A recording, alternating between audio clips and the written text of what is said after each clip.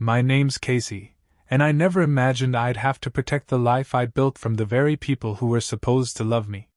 When I started my small business 5 years ago, it was just me, a tiny apartment, and a big dream. I worked late nights, skipped vacations, and poured every ounce of energy I had into growing it. Now, it's finally successful, profitable, stable, and mine.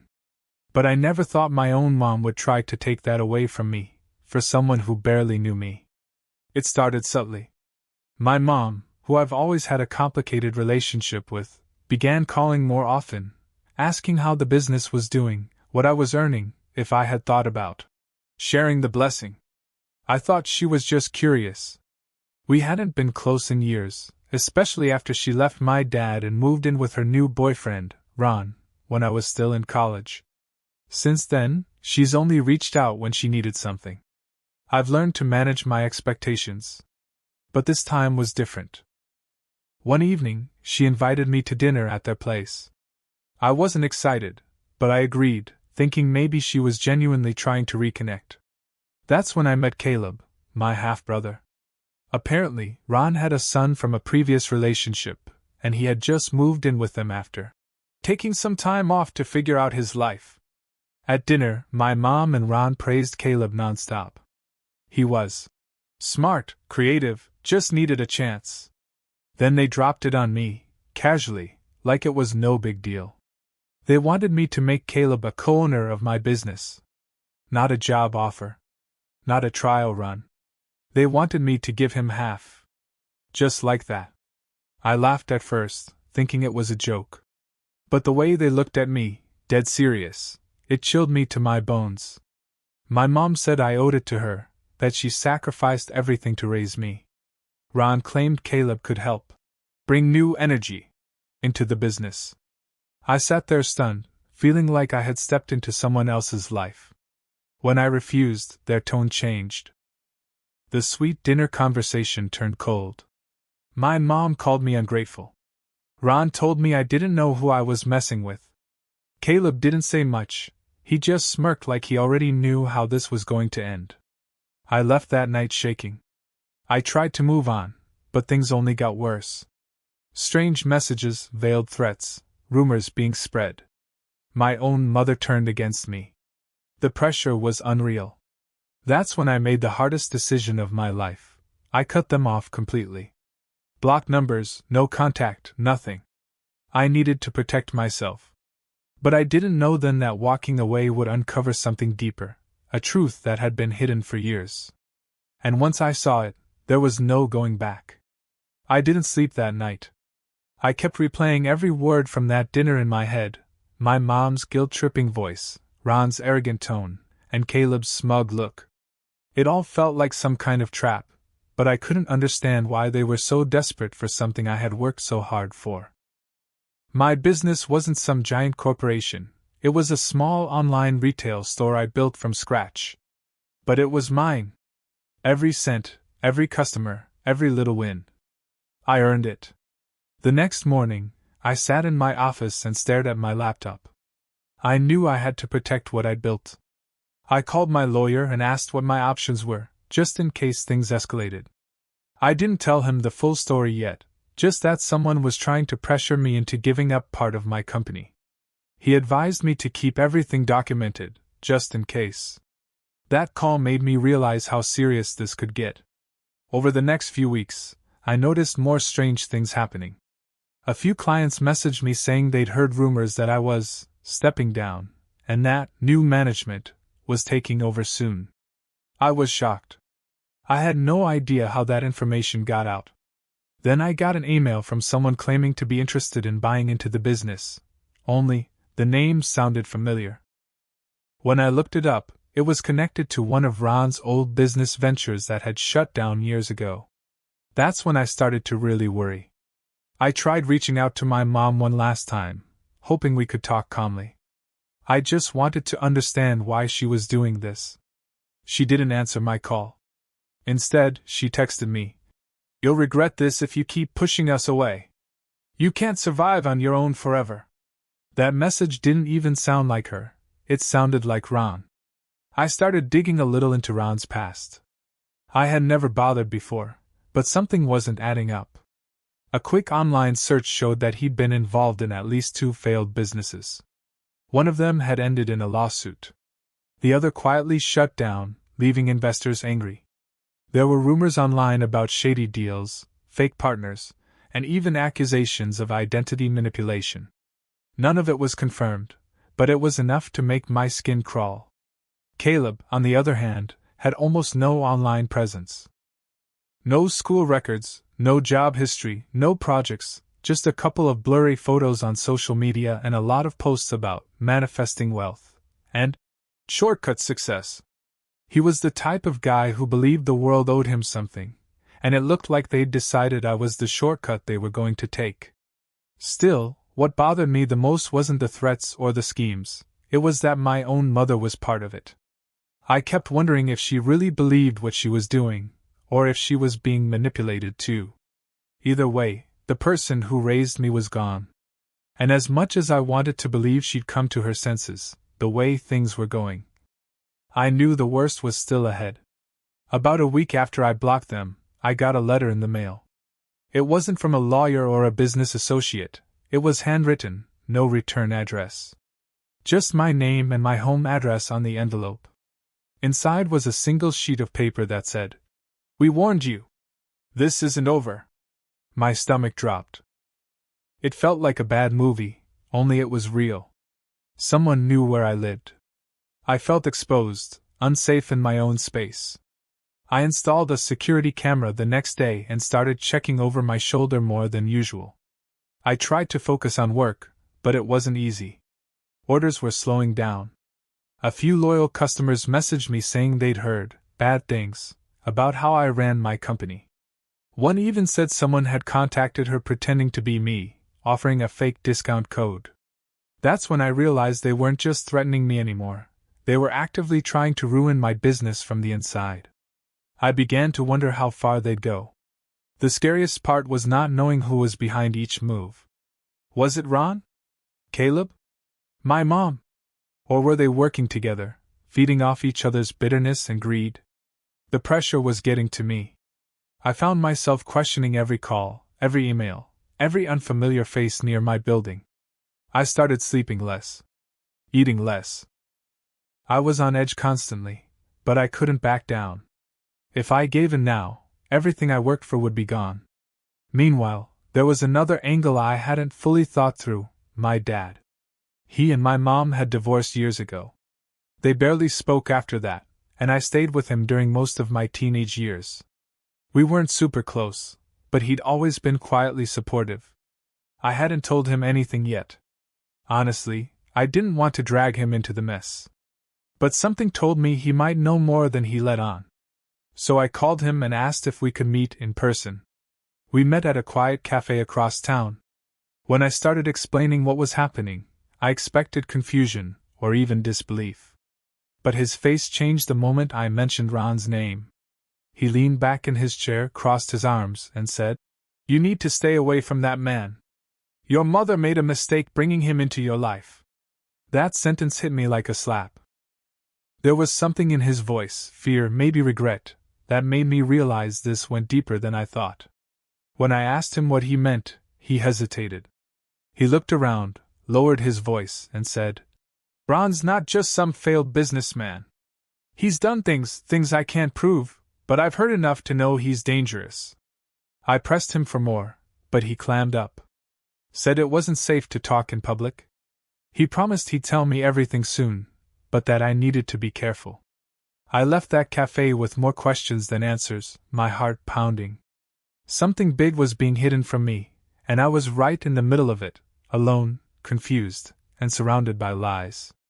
I couldn't stop thinking about what my dad said. The way he looked at me that day, worried, like he wanted to protect me but didn't know how, stuck in my head. I kept calling him afterward, asking what he meant, but he always dodged the full truth. "I'll tell you soon," he kept saying. "Just watch your back." The more he avoided the details, the more anxious I became. I wasn't just dealing with a greedy family anymore, there was something darker underneath all of this. Then one night, something happened that shook me to my core. I got home around 9 p.m. after a late meeting with a supplier. As I walked up to my apartment door, I noticed the handle was slightly turned, like someone had tried to open it. I froze. I had a deadbolt installed, so the door hadn't opened, but someone had definitely tried. I went inside, locked everything, and checked the security footage from my door camera. At 8:17 p.m., a man in a hoodie had approached my door, looked around, and tried to turn the knob. He didn't knock, didn't speak, just tried the handle and walked off when it didn't open. I called the police. They made a report, but since nothing was taken, they couldn't do much. I showed them the footage, but the man's face wasn't visible. As soon as they left, I checked all my windows and stayed up the entire night. I felt like I was being hunted. The threats weren't just business now. They were personal. In the following days, things started happening fast. My business bank account got locked temporarily due to suspicious activity. Someone had tried to access it using fake credentials. My website was hit with a flood of fake reviews, all claiming I was scamming people. I knew this wasn't random. This was planned, coordinated. Someone wanted to destroy everything I had left. I started keeping a journal, writing down every call, every email, every little thing that felt off. And then something strange happened. I got an anonymous email. No name, just a message that said, "You think you know who you're fighting, but you don't. Check your mom's past. She's not as innocent as you think." Attached was a scanned document, an old business registration with my mom's name and Ron's, dated nearly a decade ago. I had never heard about this. She'd always said she met Ron recently, just after her divorce. But this document proved they'd been involved much earlier. I confronted my dad again. This time, he sat me down and told me something that turned my blood cold. He said my mom and Ron had once tried to start a company using someone else's identity, and when it failed, they cut ties and disappeared from the people involved. He said he stayed quiet back then to protect me, but now he feared I was being dragged into something that had been waiting to resurface. Everything suddenly made sense: the manipulation, the sudden obsession with my business, the threats. I wasn't just dealing with a greedy family. I was being targeted by people with a past. And I had no idea what they were willing to do next. After what my dad told me, I felt like the ground under my feet was starting to crack. My entire view of my mom shifted. I had spent so long believing she just made bad choices, that maybe she was being manipulated by Ron, but what if she wasn't the victim? What if she was in on it from the very beginning? I couldn't shake the feeling that I was missing something huge. I went back through the anonymous email, reading the message over and over. The wording felt personal, like the sender knew more than they were letting on. I tried to trace it, but the email was sent through an encrypted account. Still, I had a feeling someone was trying to help me, someone who knew exactly who my mom and Ron really were. Then, just when I thought things couldn't get more twisted, I received a call from my former accountant, Mira. She had helped me during the early years of my business but moved abroad a year ago. She told me she'd been contacted recently by someone asking questions about my finances. At first, she thought it was me, but something felt off, so she refused to give any info. She said the man claimed to be my business partner, and when she asked for proof, he sent a document with my forged signature on it. I asked her to send it to me. When I opened the file, my heart sank. It was a fake partnership agreement stating that I had agreed to give Caleb 40% of the business. The signature looked almost identical to mine. If Mira hadn't trusted her gut, they might have used that to manipulate, or even sue me. And who knows what else they were planning. At that point, I realized this wasn't just about greed anymore. This was a full-blown scheme to erase me from my own company. They were building a fake paper trail, planting rumors, manipulating people I trusted. And Caleb? He wasn't just some lazy half-brother with a sense of entitlement. He was part of this plan from the start. But the real punch to the gut came a few nights later. I was going through some old boxes in my closet, mostly just paperwork and stuff I hadn't touched in years, when I found a sealed envelope with my name on it. It was my mom's handwriting, from years ago. I opened it, and what I read nearly knocked the air out of me. Inside was a letter. Not recent. It had clearly been written years ago, probably meant to be given to me if something ever happened. In it, my mom admitted that she and Ron had once used someone's identity for a business scam, and that person was Caleb's real father. She said she regretted it but couldn't fix what they'd done. That Ron convinced her to walk away from it all and start fresh. Caleb didn't even know the full truth. He believed Ron had saved them, not destroyed a man's life. I stared at the letter, my hands shaking. Everything was a lie. My mom, Ron, Caleb, all of them were tied together by something deeper, something darker. And now they were circling back, using me to clean up their past. This wasn't just about stealing my business anymore. This was about hiding a truth they never wanted exposed. I sat with that letter for hours, just staring at it. Everything I thought I knew about my family had unraveled into something I could have never imagined. The pieces finally made sense. Why they were so desperate to get into my business, why my mom kept pushing Caleb forward, and why Ron was always lurking just out of reach. They weren't just trying to take what I built.